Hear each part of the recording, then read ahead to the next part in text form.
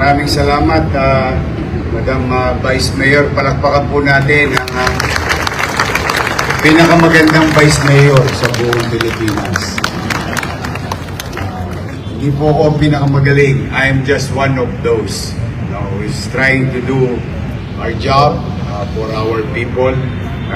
To the sangguniang panglungsod at may mga bago tayong kasama sa administrasyon. Diyan si Mayle Atienza, si Jong Isin, Karen Albarbar, Jeff Lau, at Papo Goso. Nadagdagan tayo ng 5 konsehal sa ating mga kasama sa pagtataguyod. At pag re-redirect ng policy, particularly fiscal policy of the city for us to survive. Because when I assume, tama naman po si Vice Mayor, hindi ko na lang po kayo pinakaba. We are at the brink of bankruptcy at the time. In fact, our guest today is one of the agency na pinuntahan ko agad immediately. Dahil kung maalala ninyo nung first term ko bilang mayor, meron tayong about 320 million na utang sa GSIS kung saan yung kinuha ng syudad, ibig sabihin hindi na po ito taxpayers money, hindi rin pera ng syudad, pera to ng empleyado. Kinuha sa mga sweldo, inawas, pero hindi remit.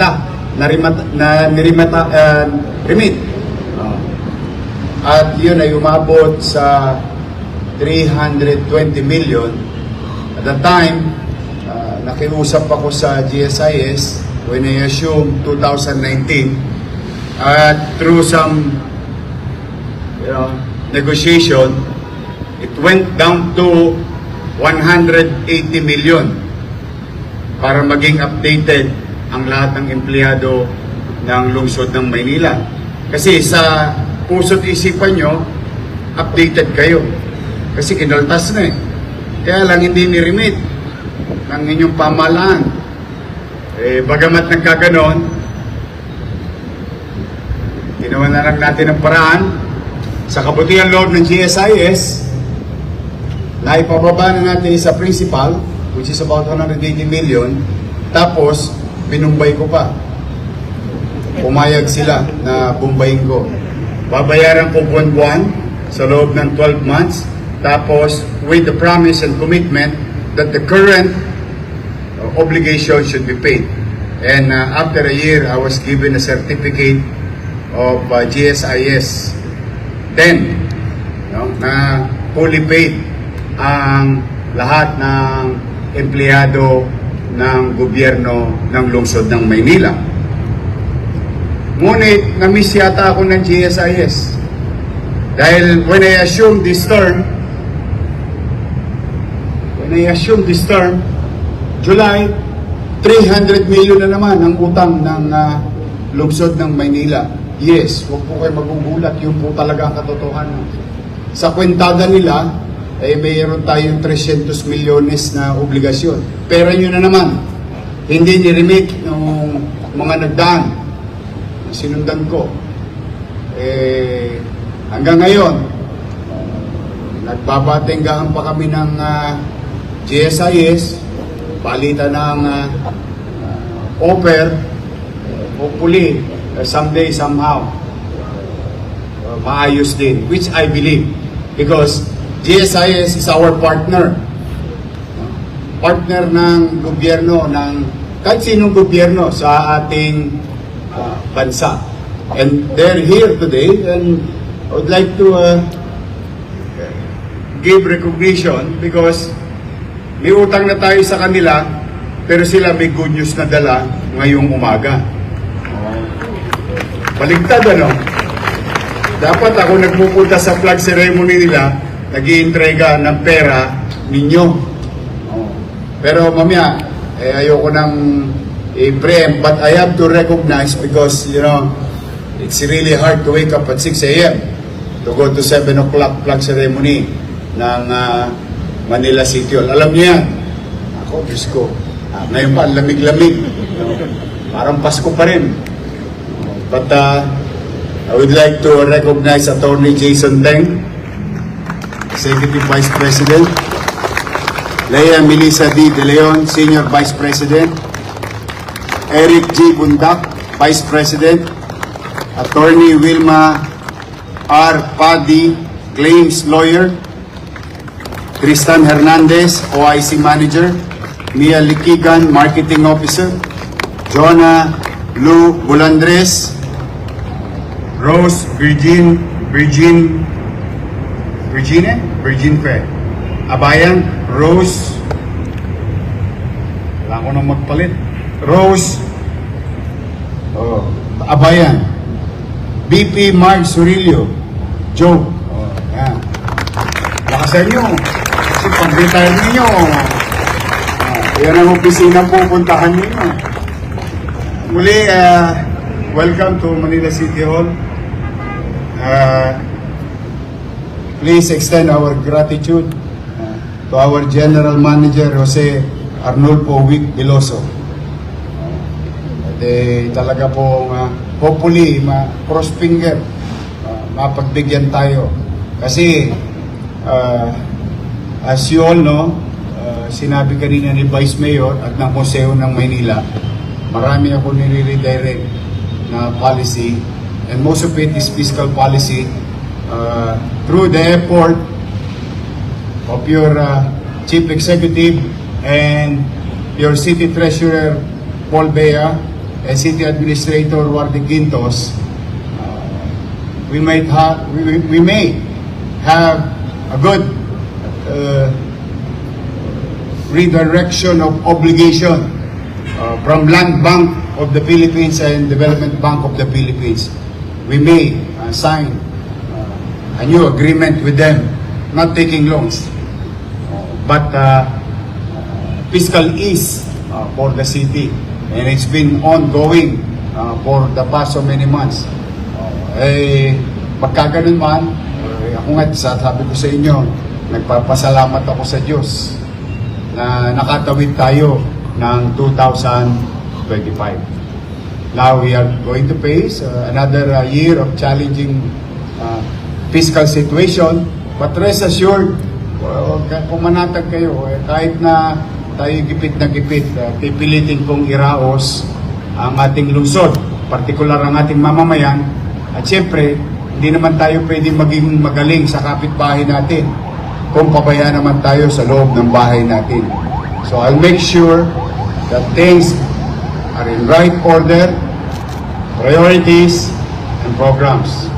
But for the meantime, I would like to thank the entire City Council for supporting our directions, policies, and visions.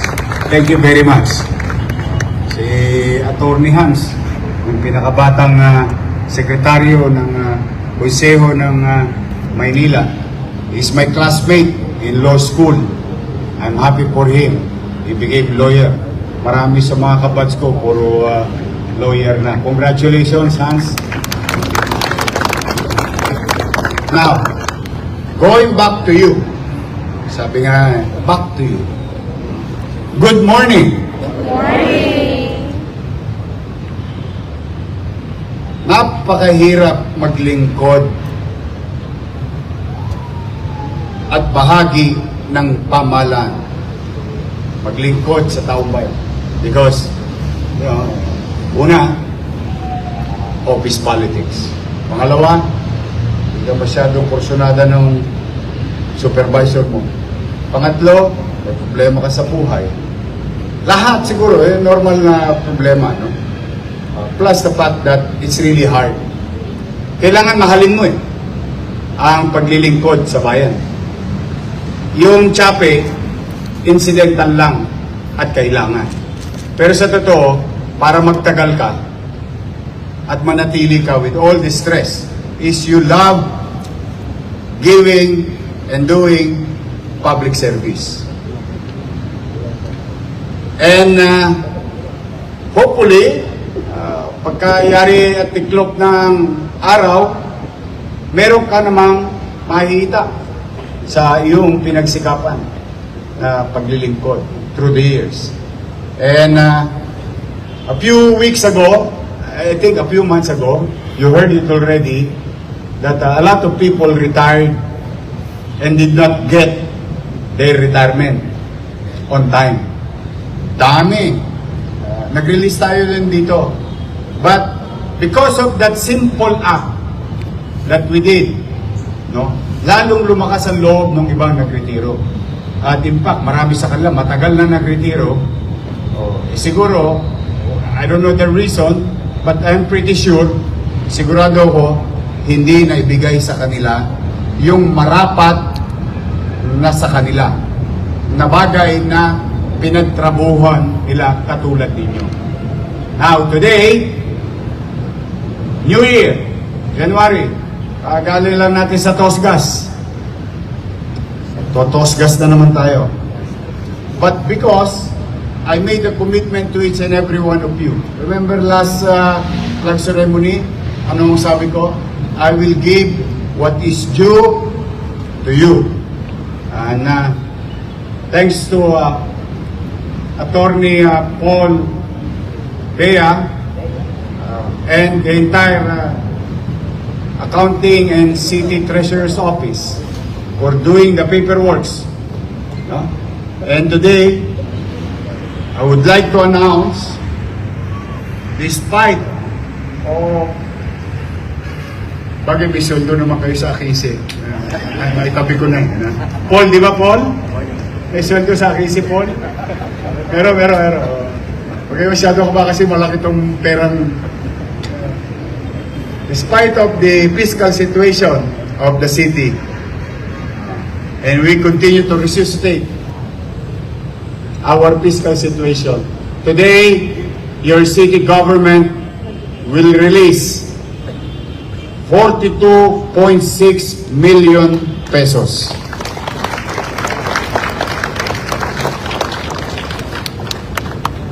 For the 92 employees na nagretiro.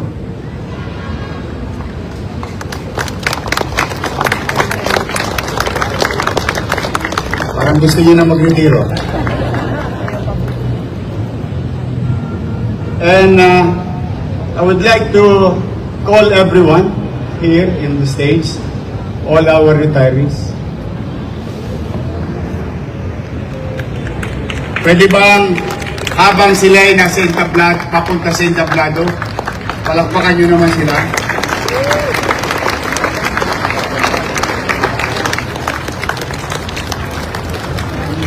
Morning. Sorry, nabalo namin.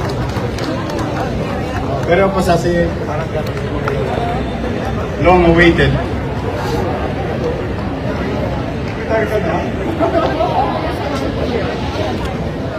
Eh, iba rito, 31 years, 36 years, 19 years, 20 years. Yung kanatasan nyo, tingnan ninyo, baka eh, iba rito, 36 years, baka chinchangso pa yung Halika kayo.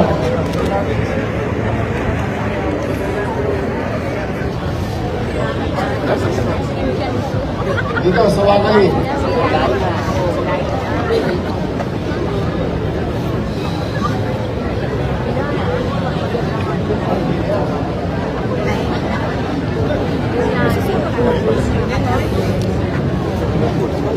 Okay na. Actually, 100 plus po yan. Hindi lang available yung iba. Pero, rest assured, kaya ko sila inimbitahan.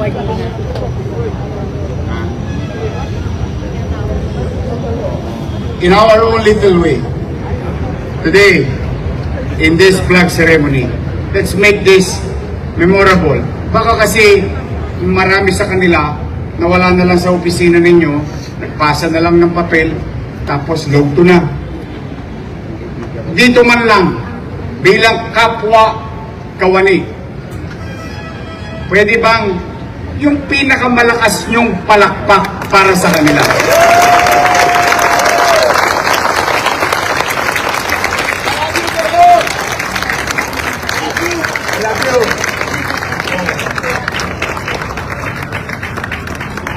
At maaari po ba ay ulitin ninyo?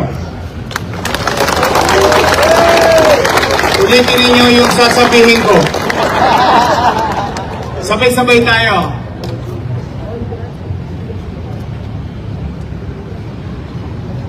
Sa inyong lahat, na nasa harapan namin, na kapwa namin naglingkod sa bayan, maraming salamat sa paglilingkod sa kapwa.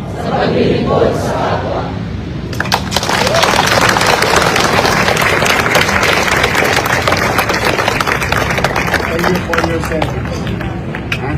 Okay, meron lang ako special mention. Gasmat ito. Every mo, si Dr. Maripas Aguilar. Sino? 2,587,000. Walang-wala. Sana all.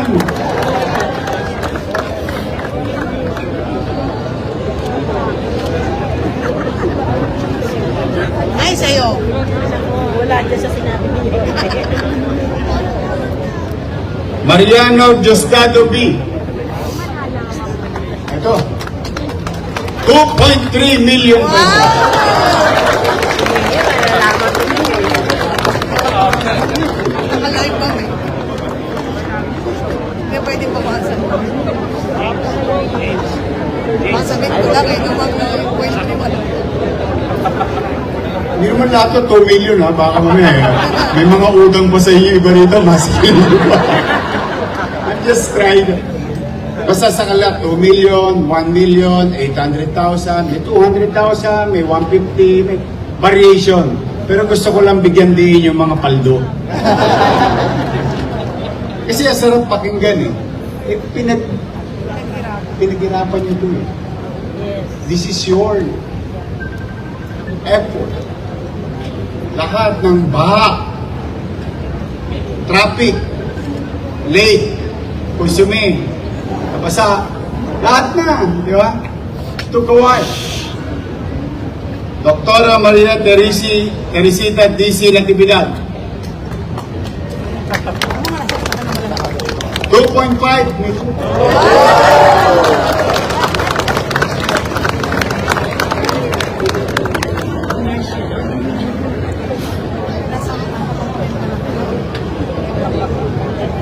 Sunod dyan ako nasa. Angeline Fernando. Ma'am, Oh, dalawa check-in ito. Wow. Isang 569,000 at isang 2,097,000. Dalawa. meron.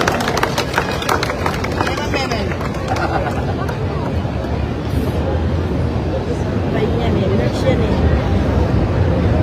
Ito po silang lahat. No? Yung check-in ninyo, makaredy na sa City Treasurer. Pwede na. Ano nyo dyan na? Todi, so, talagang special delivery po lang. O, palakpakan natin si Paul. Paul, 42 itong nirelease natin. Sigurado ako may suot ko sa akin siya. Thank you sa inyo. Ha?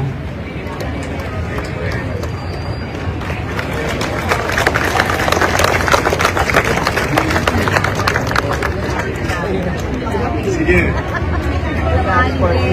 Pa-picture. Si Vice Mayor. Vice Mayor. Kasama ni Papa Jen. Picture ba?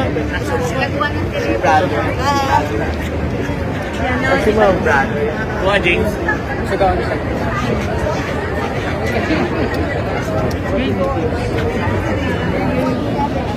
Pwede pong bumaba. Iba po, baba po. Apo, yan po. Ate, atras po tayo. Salamat. Ate.